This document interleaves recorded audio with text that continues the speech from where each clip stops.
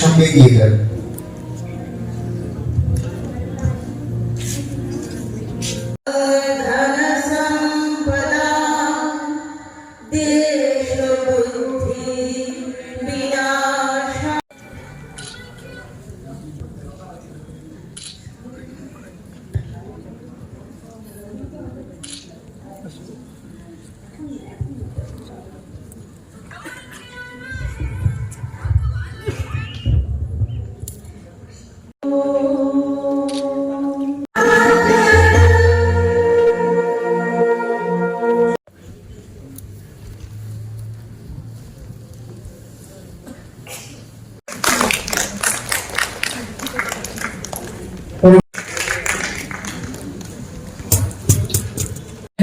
জন্মজয়ন্তী উপলক্ষে যে আজকের কবিতা পাঠের আসর, এটা এই ত্রিপুরায় আমার জানা মতো দ্বিতীয়।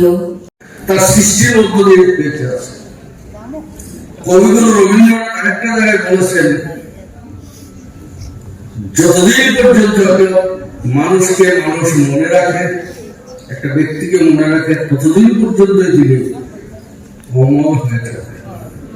কাজে আমাদের সামনে কবিগুরু রবীন্দ্রনাথ তার সৃষ্টি চুলের সামনে ভেসে ওঠে।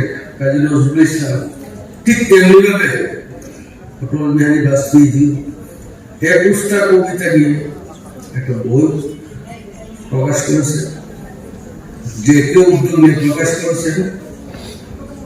অটলজি শুধু কবি ছিলেন না, সাহিত্যিক ছিলেন, এবং লোকসভা এবং রাজ্যসভার সদস্য থাকাকালীন ওনার কথাবার্তার মধ্য দিয়ে এবং কথাবার্তা প্রয়োগের মধ্য দিয়ে শব্দ তৈরি ছিল একটা সুন্দর ব্যবস্থা।